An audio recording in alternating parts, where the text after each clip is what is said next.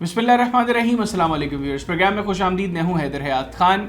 पाकिस्तान में इस वक्त आम आदमी के लिए सबसे बड़ा मसला महंगाई है। एक जानिब जितनी भी ज़रूरियात ज़िंदगी हैं उनका महंगा होना, उनका एक आम आदमी की क़ुव्वत ख़रीद से बाहर होना, उसकी बर्दाश्त से बाहर होना, ये एक बड़ा मसला है। वहीं दूसरी जानिब बिजली के बिलों में जो आए रोज़ इजाफा हो रहा है, ये भी आम आदमी के लिए इस वक्त दर्द सर बना हुआ है। ऐसे में जब ये चीज़ें सामने आती हैं कि वो IPPs जो सिर्फ 85 घंटे चले हैं, उनको हुकूमत ने 49 अरब रुपए की सालाना अदायगी की है और वो 49 अरब रुपए आपकी और मेरी जेब से गए हैं, तो ये एक आम आदमी पर ज़्यादा जो है वो दबाव की कैफियत तारी कर देता है कि हम किस मुल्क में रह रहे हैं, किन हालात में रह रहे हैं और चीज़ें किस तरीके से बेहतर होंगी। प्रोग्राम में इसको डिस्कस करेंगे कि ये जो IPPs के साथ मुआहदे हैं, ये नेगोशिएबल हैं, क्या चीज़ें बेहतर हो सकती हैं, क्या हुकूमत बिजली के बिलों में IPPs के मुआहदों से हटकर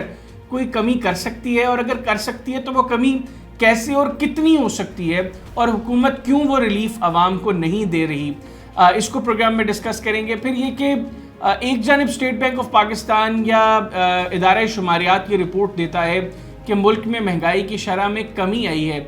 ऐसे में एक पल्स कंसल्टेंट्स की एक रिपोर्ट सामने आती है जिसमें ये चीज़ें सामने आती हैं कि 74% पाकिस्तानी ये समझते हैं कि वो अपने अखराजात को अपनी आमदन में मैनेज नहीं कर पा रहे, और यही रिपोर्ट गुज़िश्ता साल 60% अफराद के हवाले से थी। यानी गुज़िश्ता साल की निस्बत इस साल 14% अफराद का इसमें इजाफा हुआ है। तो जब पल्स की रिपोर्ट ये कह रही है कि महंगाई की शरह में एक आम आदमी के नज़दीक इजाफा हुआ है, तो स्टेट बैंक और इदारे शुमारियात जो कहते हैं कि महंगाई की शरह में कमी आई है, वो किन बुनियादों पर है। इन तमाम चीज़ों को प्रोग्राम में डिस्कस करने के लिए मेरे साथ टेलीफोन लाइन पर मौजूद हैं पाकिस्तान के साबिक वज़ीर ख़जाना और अवाम पाकिस्तान पार्टी के सीनियर रहनुमा डॉक्टर मिफ्ता इस्माइल साहब।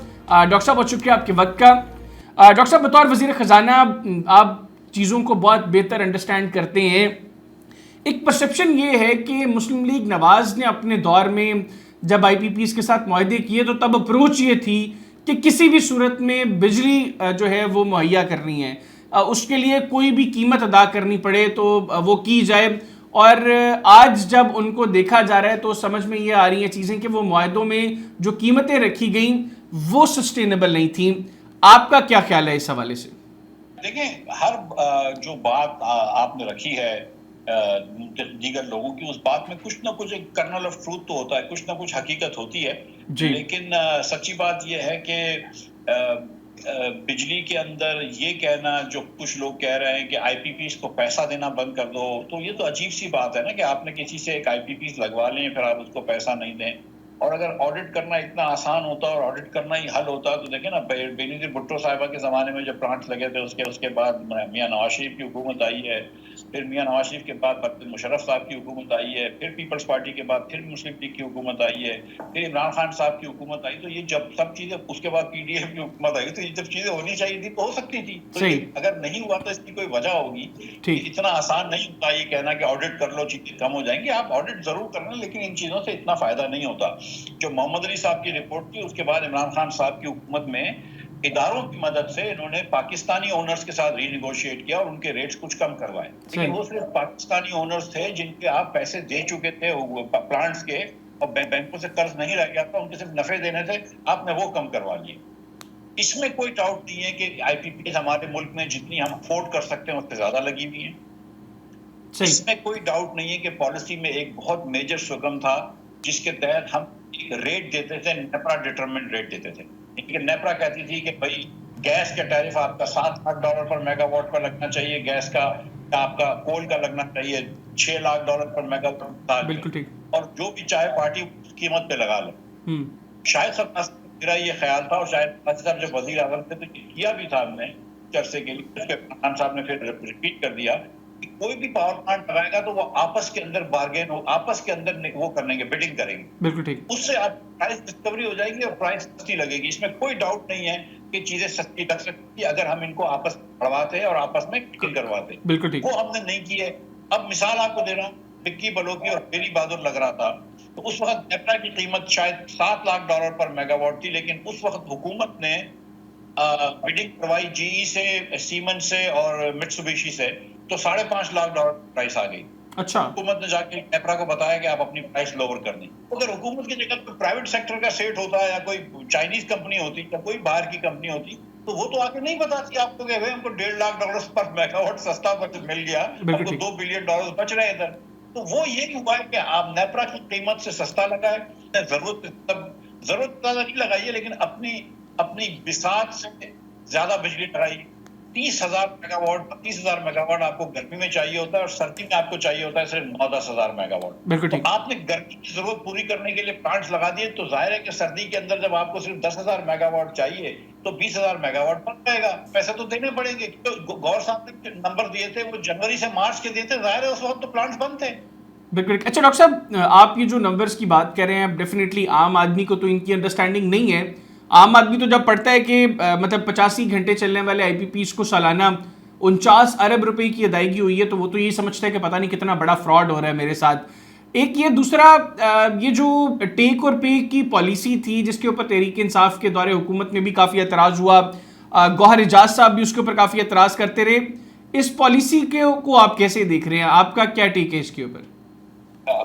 सर देखें, एक तो पहले मैं एक और, अगर आप इजाजत दें तो मैं पहले उधर से शुरू करता हूँ ताकि कॉन्टेक्स्ट हो जाएगा जी। पिछले साल 1850 अरब रुपए हुकूमत ने आईपीपीस को दिए थे, 1850 अरब जी। इसमें से 79% पैसे हुकूमत ने अपने आप दिए, चाइनीज इन्वेस्टर्स को दिए। अच्छा। सबसे बड़ा हेड है 400 अरब रुपए का जो हुकूमत ने दिया है पाकिस्तान एटॉमिक कॉर्पोरेशन को। बिल्कुल ठीक। जो न्यूक्लियर पावर है, जिसमें आज भी एक न्यूक्लियर पावर चश्मा 5 बनता है, ठीक है। बिल्कुल तो ठीक। 400 अरब रुपए तो न्यूक्लियर पावर के अंदर चले गए। उसके बाद हुकूमत ने 200 अरब रुपए से ज्यादा दिए वापडा को। ये तो जो आपने नीलम झेलम बनाया है उसके लिए, जो अभी आप आमिर बादशाह वगैरह के जो काम कर रहे हैं, तो नीलम झेलम की पेमेंट की आपने ताकि उसमें काम हो सके। फिर आपने दिए बिक्की पलो की हवेली बहादुर शाह के अंदर प्लांट में, रहीम यार खान के प्लांट में, जो 2 पंजाब गवर्नमेंट के हैं और 2 फेडरल गवर्नमेंट के हैं। तो हुकूमत आपसे ज्यादा पैसे तो अपने आप को दे रही है। तो एक तो ये कॉन्टेक्ट समझें। बिल्कुल ठीक। तो प्रॉब्लम इज कि वो जो आप बात कर रहे हैं 85 घंटे का, वो भी हुकूमत का प्लांट था। अच्छा। ठीक है, तो प्राइवेट सेक्टर का प्लांट नहीं था। मतलब आपने ये प्लांट लगा दिया है, आपने ये प्लांट लगाया, तो उसका आपको अगर आपने $1 बिलियन या 300 अरब रुपया आपने बोरो किया है, तो उसके सामने आपको 30-35 अरब रुपया उसका सूद तो देना पड़ेगा ना, पैसे बोरो करने का। वो आप सूद दे रहे हैं, बेसिकली आप सूद दे रहे होते हैं। तो आपने कर्ज लेके प्लांट लगाए, अब आप चलाएं ना चलाएं तो आपको कर्ज के ऊपर सूद तो देना पड़ेगा। बिल्कुल। अच्छा डॉक्टर साहब, एक पल्स कंसल्टेंट्स का एक सर्वे आया है, यकीनी तौर पर उसका सैंपल साइज तो बहुत ज़्यादा नहीं है, लेकिन वही सर्वे कहता है कि गुज़श्ता साल जो 60% पाकिस्तानी ये सोच रहे थे कि हम अपनी आमदन के अंदर अपने अखराजात को मैनेज नहीं कर पा रहे, अब उनकी तादाद 74% हो गई है। दूसरी जानब स्टेट बैंक ऑफ पाकिस्तान या हम इदारा शुमारियात की बात करें तो वो ये कह रहे हैं कि मुल्क में महंगाई की शरह में कमी आई है।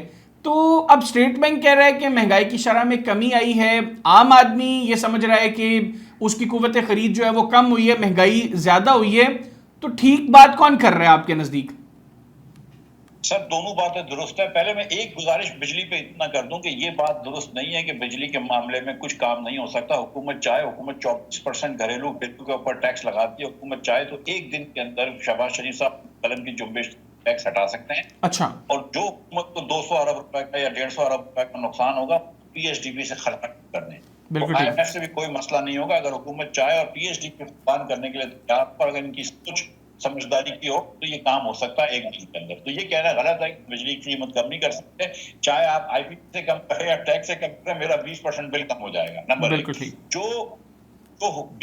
जो स्टेट बैंक कह रही है कि महंगाई की शरह कम हो रही, तो वो ये कह रही है कि जिस रफ्तार से महंगाई बढ़ रही थी पिछले साल, अगर 24% से या 15%, 35% से बढ़ रही थी, तो इस बार सिर्फ 12% से बढ़ रही है। वो ये नहीं कह रही कि कीमतें कम हो रही है, वो कह रही है कि कीमत की बढ़ोतरी के अंदर जो शरह थी उसके अंदर कमी आ रही। तो इसका ये मतलब है महंगाई तो आज भी है, आज 12% से महंगी हो रही है या महीने की 1% से महंगी हो रही है। पिछले साल जो थी वो महीने की 3% से महंगी हो रही है। तो ये कुव्वत खरीद आपकी कम हो सकती है 12% की महंगाई में। मसला ये है कि क्योंकि शरह सूद इतना ज्यादा है तो एम्प्लॉयमेंट नहीं जनरेट हो रही, तो लोगों की आमदन नहीं बढ़ रही। और मुझे तो हैरत है कि 74% लोग ये कह रहे हैं कि हमारा खर्चा पूरा नहीं हो रहा। मैं तो समझता कि शायद 90-95% लोगों का खर्चा पूरा ना हो रहा हो। बिल्कुल ठीक, बहुत शुक्रिया डॉक्टर साहब। आप दुरुस्त फरमा रहे हैं कि लोग जो है मेजॉरिटी, उनके लिए अपने मामलात को चलाना बहुत मुश्किल है, और यकीनी तौर पर शायद ये नंबर 74% से ज़्यादा ही होगा मुल्क में, क्योंकि एम्प्लॉयमेंट जनरेट नहीं हो रही, लोगों की जो आमदन है वो इतनी ज़्यादा नहीं है, फिर अखराजात बहुत ज़्यादा है, महंगाई में जिस तेज़ी से इजाफा हो रहा है, लोगों के लिए बहुत मुश्किल हो गया है कि वो अपने अखराजात को अपनी आमदन के अंदर मैनेज करें। लेकिन इस उम्मीद और दुआ के साथ कि हुकूमत और हुक्मरान तबका इस चीज़ को समझते हुए आम लोगों के हक में बेहतर फैसले करे। मुझे इजाज़त दीजिए। अल्लाह हाफ़िज़। पाकिस्तान जिंदाबाद।